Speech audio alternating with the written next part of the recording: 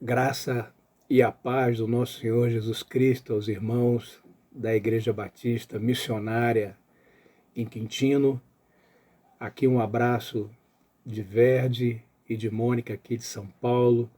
Nós que tivemos o grande prazer de cultuar com vocês, de experimentar a comunhão dessa querida igreja há pelo menos 16 anos atrás. Ficamos muito contentes de nos dirigir a vocês neste domingo para falar sobre a igreja de Sardes, esse capítulo 3 do Apocalipse. E eu convido os irmãos a abrirem as suas Bíblias, então, no capítulo 3 e acompanhar essa leitura comigo. O anjo da igreja em Sardes escreva: Estas coisas diz aquele que tem os 7 Espíritos de Deus e as 7 estrelas.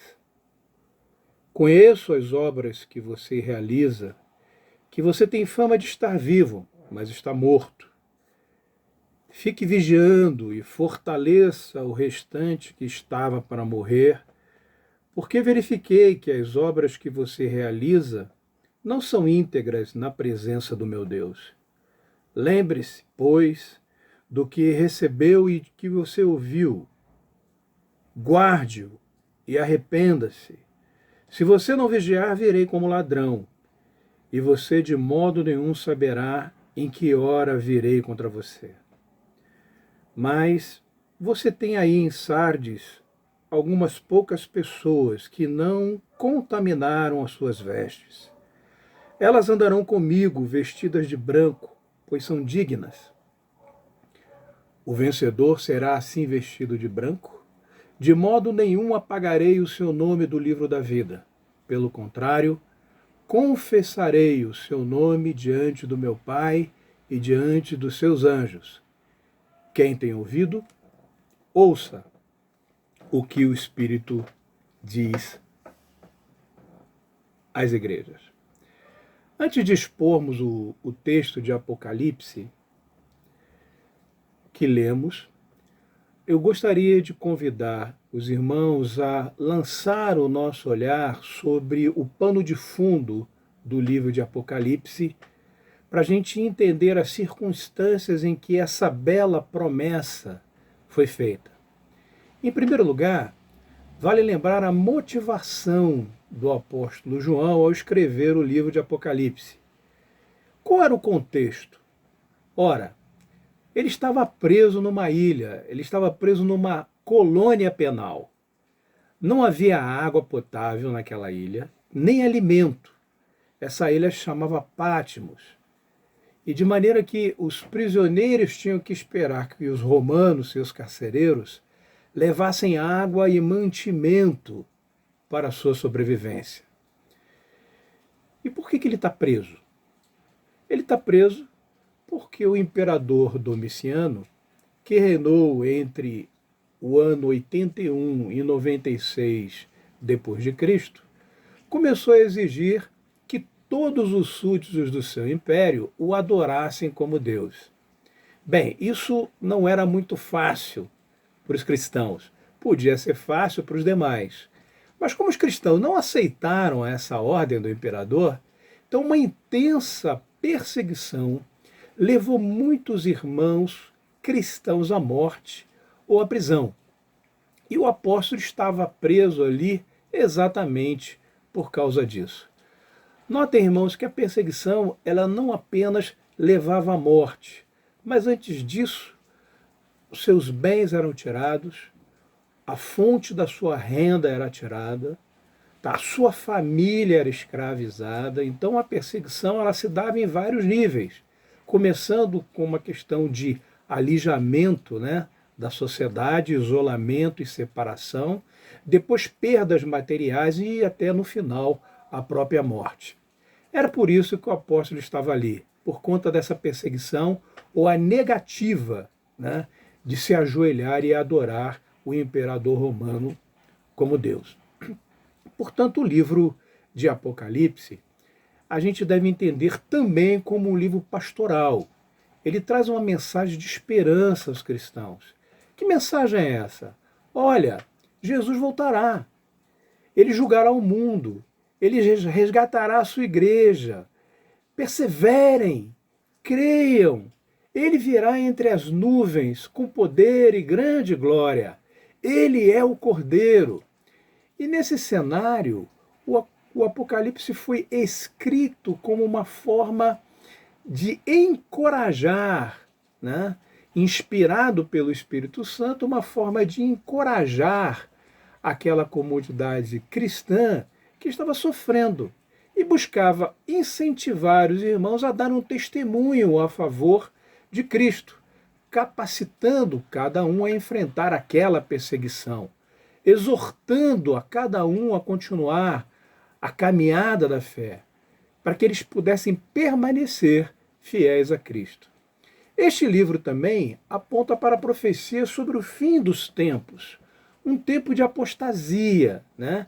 Onde a grandeza de Deus seria trocada pela grandeza do homem, da falta de amor, da perseguição à própria Igreja de Cristo.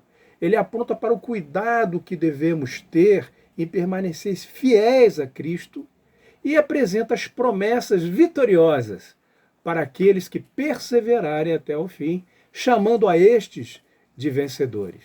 Então, a começar pelo capítulo 2, né, o livro de Apocalipse começa nos apresentando 7 cartas ditadas diretamente a João por Jesus, inspiradíssimo pelo Espírito Santo, e elas são endereçadas a um conjunto de igrejas, chamadas Igrejas da Ásia Menor, né, ali no primeiro século do cristianismo. Que igrejas eram essas? Igreja de Éfeso, que a gente encontra aqui no capítulo 2, logo em seguida a igreja de Esmirna, depois a igreja de Pérgamo, a igreja de Tiatira, a igreja de Sardes, que aqui a gente vê no capítulo 3, a igreja de Filadélfia e a última igreja, a 7ª igreja, chamada Igreja de Laodiceia. Para entender bem essa mensagem, vamos entender um pouco a estrutura dessas cartas, né? Então, como carta, nós temos a identificação do destinatário, logo aí no verso 1. Ela está endereçada a quem? Ao anjo da igreja em Sardes, né? O Espírito Santo diz a João, olha, escreva para o anjo da igreja de Sardes, entendendo que o anjo da igreja de Sardes seria o quê? A liderança espiritual daquela comunidade. Portanto, temos aí o destinatário. Depois, também temos quem é o remetente, porque está escrito assim, estas coisas diz aquele que tem os 7 Espíritos de Deus e as 7 estrelas. Né? É interessante porque a identificação desse remetente nós encontramos no capítulo 1, ali à altura do verso 17. Não tenha medo, eu sou o primeiro e o último, aquele que vive. Estive morto, mas eis que estou vivo para todo sempre, e tenho as chaves da morte e do inferno. Escreva, pois, essas coisas que você viu, e as que hão de acontecer depois destas. Quanto ao mistério das 7 estrelas que você viu na minha mão direita, e quanto aos 7 candelabros de ouro, as 7 estrelas são os anjos das 7 igrejas, e os 7 candelabros são as 7 igrejas. Então, Jesus se identifica a João e se identifica aquela igreja como sendo o remetente daquela carta. A terceira parte dessa carta é uma exortação, e a gente deve destacar algumas expressões interessantes aqui. A primeira delas é o verbo conhecer. Ele diz, eu conheço as suas obras, eu sei as obras que você realiza, né? Que você tem fama de estar vivo, mas está morto. Essa é uma exortação. Depois ele vai dizer o seguinte, lembre-se, né? E depois ele vai concluir, num quarto item da carta, com uma promessa ao vencedor. Quem é o vencedor? Quem perseverar até o fim. em sua fé. E por último, uma advertência muito específica dizendo: quem tem ouvidos, ouça o que o Espírito diz às igrejas. Então, se a gente olhar o texto que nós lemos aqui, em Apocalipse capítulo 3, endereçado à igreja de Sardes, a gente vai separar aqui 5 imperativos que são verbos no formato de ordem. Né? O primeiro é vigie, ser vigilante. Isso aqui é muito importante e tem a ver com a história da cidade de Sardes, como os irmãos já certamente tiveram a oportunidade de ouvir. Sardes era uma cidade considerada inexpugnável, uma cidade que estava acima de um platô, que tinha uma muralha considerada uma muralha muito forte. Seus habitantes acreditavam que eles estavam seguros dentro daqueles muros. Mas ela foi tomada 2 vezes. Primeiro pelo rei Ciro, o rei persa. E como é que ela caiu? Ela caiu porque Ciro fez um cerco à cidade, né? E durante esse cerco, à noite, um soldado resolveu sair da muralha, só que ele saiu por um buraco que havia exatamente no penhasco que entrava dentro da cidade. O soldado persa observou que havia um caminho, né, que era diferente de você derrubar os muros. Os soldados persas entraram por ali e tomaram a cidade de Sardes. A mesma coisa aconteceu depois com Antíoco, também um general, né, grego. Ele toma a cidade de Sardes por falta de vigilância, sobretudo em suas muralhas. Então, a primeira coisa que Jesus diz à igreja é assim, ó, ser vigilante. Né? Depois ele vai dizer, fortaleça ou consolida o que resta. Depois ele vai dizer, lembra-se. Depois ele vai dizer, obedeça, né? Usando a frase guarde-o. E depois ele vai usar uma outra expressão chamada arrepende-se. Então, se a gente fosse pegar todas essas coisas e resumir todos esses imperativos de Jesus em 3 aspectos básicos, a gente poderia separar da seguinte forma. Igreja de Sardes, vocês precisam voltar urgente à palavra. Qual é a característica de vocês? A característica de vocês é que vocês são uma igreja, tá, que parece viva, mas ela é morta. Vocês se lembram quando Jesus vira para os fariseus lá em Mateus e diz assim, olha, vocês são semelhantes a sepulcros caiados? O que são isso? O que isso representa? Quando os peregrinos chegavam em Jerusalém para a Páscoa, a recomendação dos fariseus era a seguinte, olha, a gente precisa pegar todos os túmulos e pintar com cal branca. Sabe por quê? O pessoal está vindo lá de todo o território e, poxa, eles têm que identificar que ali existe um túmulo. Então pintem esse túmulos de branco, né, com cal, para que o pessoal não pise em terreno onde há alguém enterrado, porque senão eles seriam considerados impuros. Né? Então Jesus está dizendo o seguinte, olha, vocês são sepulcros caiados.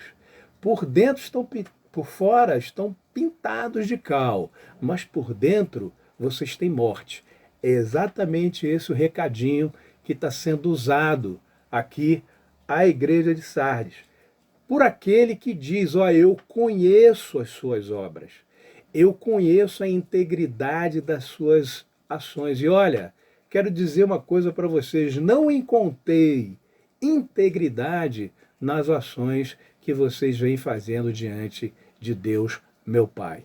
Então, o que está sendo dito para eles aqui, ó, voltem, guardem aquilo que ainda resta. E o que é guardar aquilo que ainda resta? Verso 2. Fique vigiando e fortaleça o restante que estava para morrer, porque verifiquei que as obras que você realiza não são íntegras na presença de Deus.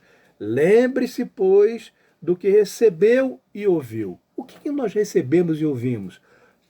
Recebemos e ouvimos a palavra de Deus.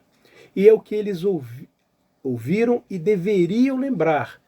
Lembrar o quê? Para guardar e para voltar a essa palavra.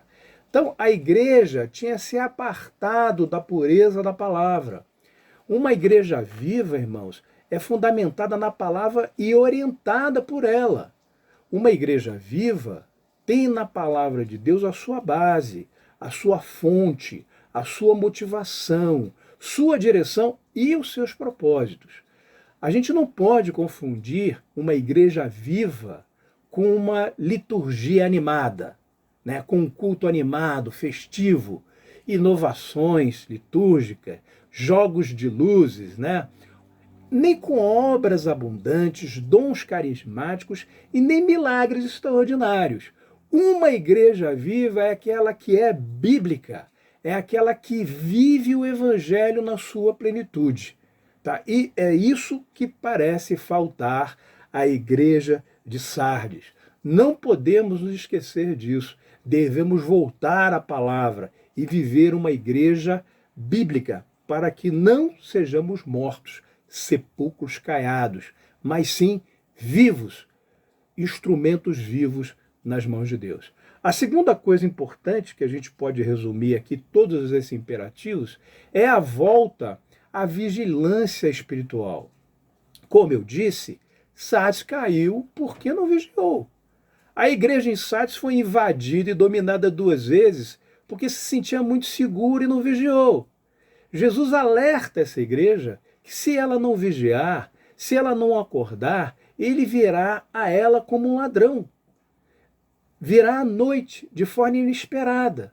Então nós precisamos vigiar e orar, porque os tempos são maus, as pressões são muitas, os perigos são sutis. Veja bem, irmãos, nós não encontramos aqui nenhum ataque do diabo sobre a igreja relacionado a uma heresia e nem a uma apostasia.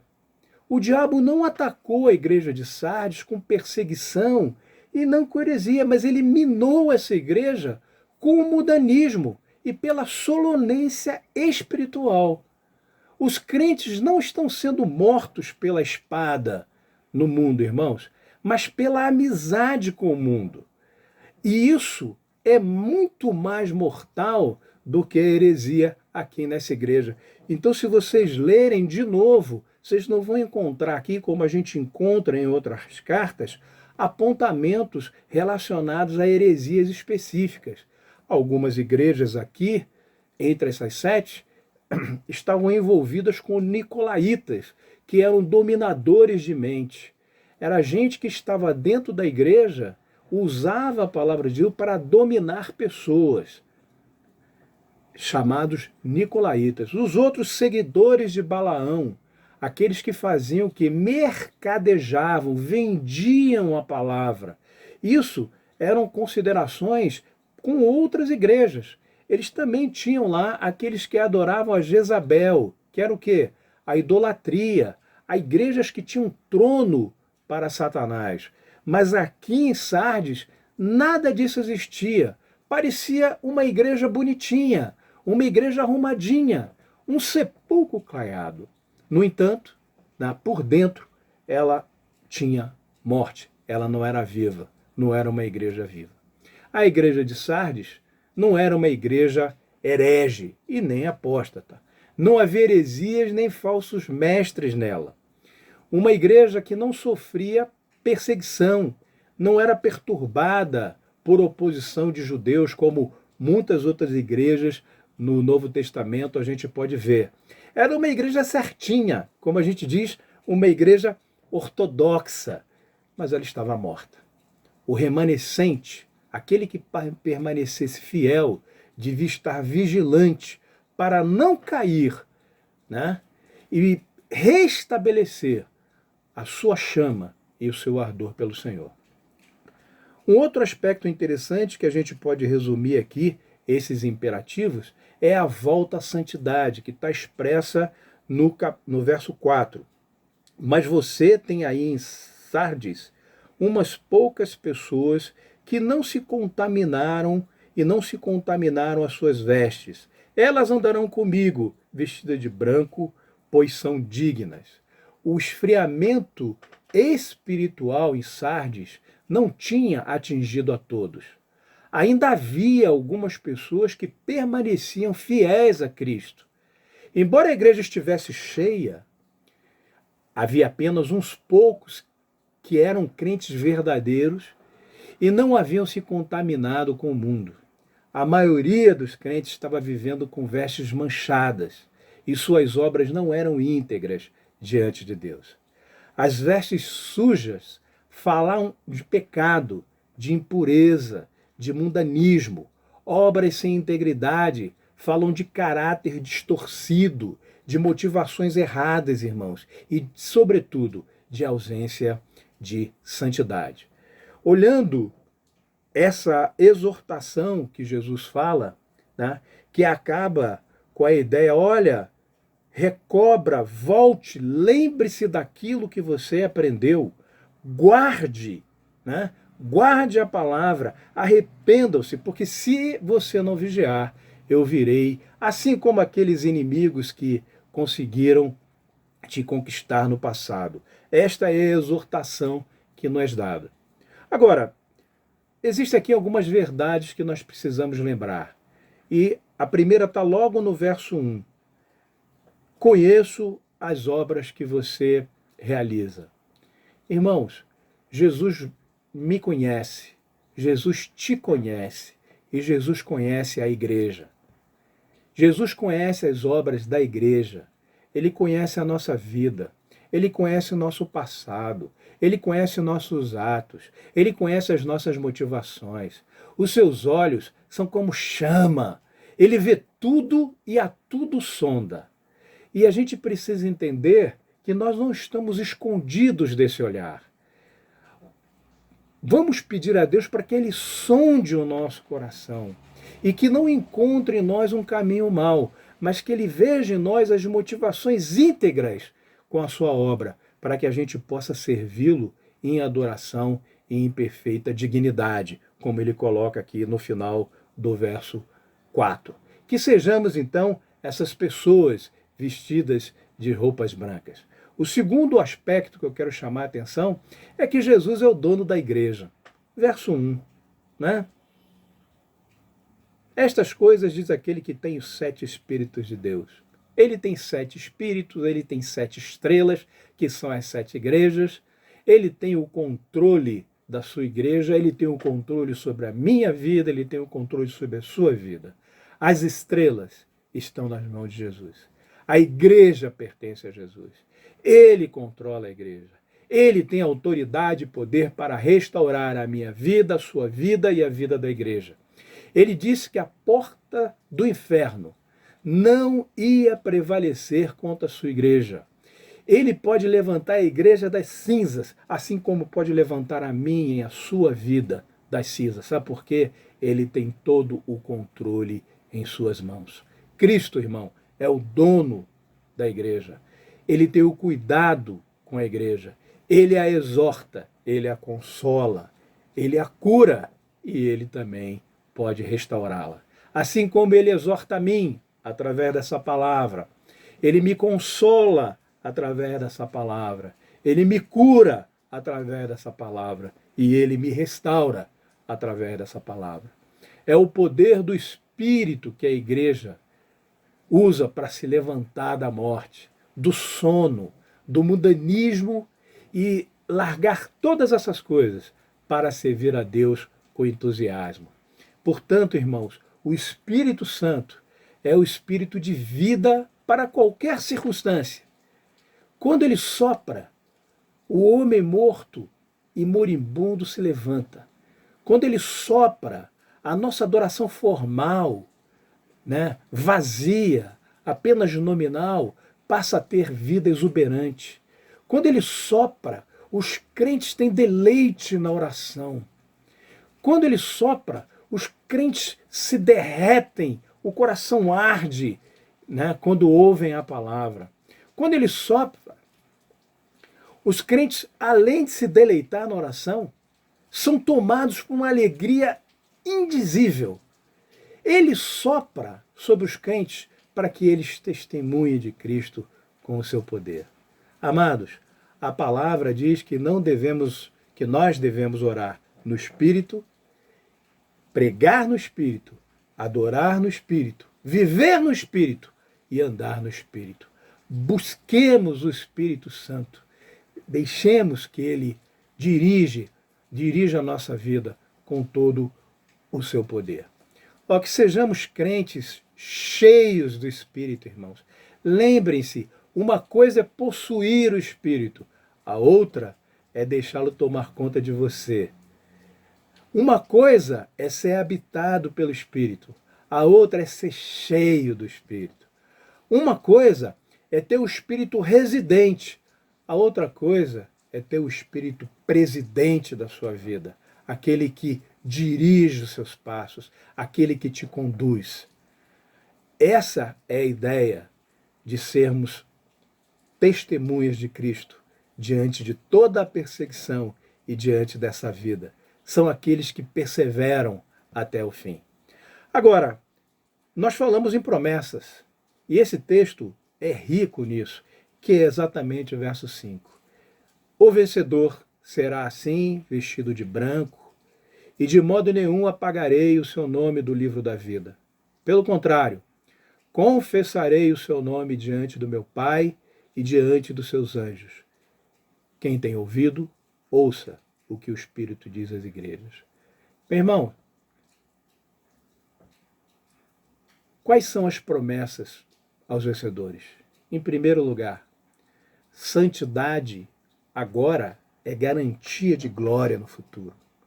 A maioria dos crentes ali da igreja de Sardes tinha contaminado as suas vestes, e isso tornou esse grupo de irmãos impuros pelo pecado. O vencedor receberia vestes brancas, símbolo de festa, irmãos, pureza, felicidade, vitória. Sem santidade, irmãos, não há salvação, porque sem santificação ninguém verá a Deus. Sem vida com Deus aqui, não há vida com Deus no céu. Sem santidade na terra, não há glória no céu. Esse aspecto é muito claro nesse versículo, tá? Porque não adianta a gente ter o nome no livro no rol de livros da igreja. Importa que o nosso nome seja escrito no livro da vida. Um aspecto interessante relacionado a essas vestes brancas é a seguinte: quando o povo vinha à adoração no templo, os mais pobres não tinham dinheiro para comprar roupas novas, porque é claro que quando eles se aproximavam do templo para a adoração do Senhor, eles gostariam muito, né, de ter uma roupa nova. Acontece com a gente, né? Eu não sei o quanto dos irmãos tem o mesmo sentimento, mas eu fui criado assim, a maioria da nossa geração. A ideia era o seguinte: quando você for à igreja, você tem que vestir a melhor roupa, né? Essa era a ideia, com aquela motivação de que a gente deveria se apresentar a Deus da melhor forma. E o que acontecia é que esses peregrinos saíam de cada parte do território em direção ao templo, que era o centro da adoração, e muitos eram pobres, não tinham dinheiro. Então eles não tinham peças de roupa, eles não tinham roupas brancas, porque era caro uma roupa branca. Então aqueles que eram ricos podiam sair da onde estavam, ir para o centro de adoração, chegar lá, tomavam banho, se purificavam, vestiam as vestes brancas e se apresentavam diante do templo, né? Com essa ideia de pureza. Vejam bem, irmãos, isso acabou, porque quando Jesus morreu por nós, o véu do templo se rasgou, né? E agora nós não precisamos nos apresentar a Deus com roupas novas e brancas. Nós nos apresentamos lavados pelo sangue do Cordeiro. Não é uma lavagem com água, mas uma lavagem sobre o nosso pecado, sobre a nossa condição de pecador. E isso sim transforma a gente de dentro para fora. Tornamos alvos, como diz o hino, muito mais que a neve, né? Então é por isso que João usa essa expressão, né? Nós vamos vestir roupas brancas de santidade diante de Deus. Por quê? Porque Ele morreu por nós, deu o seu sangue por nós, e é por isso que agora não importa quanto dinheiro eu tenho, eu não preciso mais disso, eu não preciso ser rico para ter uma roupa branca e me apresentar diante de Deus. Eu me apresento diante de Deus com o meu corpo, a minha vida lavada com o sangue precioso de Jesus. O segundo aspecto aqui dessa promessa é que quem não se envergonha de Cristo agora terá o seu nome proclamado no céu por Cristo. É o que vemos aqui no verso 5. Quando uma pessoa morre, a gente, por lei, precisa ter lá o atestado de óbito. É como se tirasse essa pessoa da sua existência do livro dos vivos. Os nomes dos mortos não constam do registro dos vivos. O salvo, meu irmão, jamais será tirado do rol do céu. Aqueles que estão mortos espiritualmente e negam a Cristo nessa vida, não têm os seus nomes escritos no livro da vida. Mas aqueles que confessam a Cristo e não se envergonham do seu nome, terão seus nomes confirmados no livro da vida e os seus nomes confessados por Cristo diante do Pai. Ele vai dizer assim: Pai, olha aqui, olha esse irmãozinho, simples, te serviu com simplicidade a vida inteira. Ele não é um sepulcro caiado. Por dentro, ele é um servo teu. Né? Por dentro, ele é a expressão da glória de Deus, uma pessoa transformada pelo sangue de Cristo. Nós vamos ouvir isso, irmãos. Pela graça de Deus, diante do Pai, Cristo há de confessar os nossos nomes, de dizer: servo bom e fiel, entra no gozo do teu Pai. Os crentes fiéis confessam a Jesus e serão confessados por Jesus diante do Pai. Esta é a promessa que nós vemos aqui no verso 5. O nosso nome pode constar no registro da igreja, sem estar no registro de Deus, irmãos. Ter apenas a reputação de estar vivo não é insuficiente. Importa que o nosso nome esteja no livro da vida, a fim de que seja proclamado por Cristo no céu, conforme Mateus 10, 32. Eu olho esse texto da igreja de Sardes, nós não vemos aqui nenhuma perseguição, como eu disse, à espada. Eu não vejo aqui nenhuma perseguição que levou os irmãos da igreja de Sardes à morte. Eu não vejo nenhuma heresia. Eu não vejo um ataque de falsos mestres, falsos profetas a essa igreja. Mas Jesus nos aponta que essa igreja apenas tinha fama de estar viva. Ela estava morta. E quando eu olho isso, eu me sinto desafiado. Desafiados, irmãos, a este caminho, a andar com perseverança, a andar com fé, não como os fariseus, que gostavam de mostrar-se nas praças em grandes orações, mas como um crente que olha para a sua missão, que persegue a todo dia estar cheio do Espírito, para que não seja encontrado morto diante da realidade, para que não deixe que o mundo entre na sua vida e, sobretudo, possa alcançar a promessa vitoriosa da santificação e justificação diante do nosso Pai. Eu queria te fazer essa pergunta essa noite. Está pronto para receber essa promessa? O que tem sido a sua vida? Qual tem sido a sua adoração? Você tem buscado essa adoração na plenitude do Espírito? Porque nós seguimos aquele que tem os 7 Espíritos, irmãos, isso é plenitude de Espírito.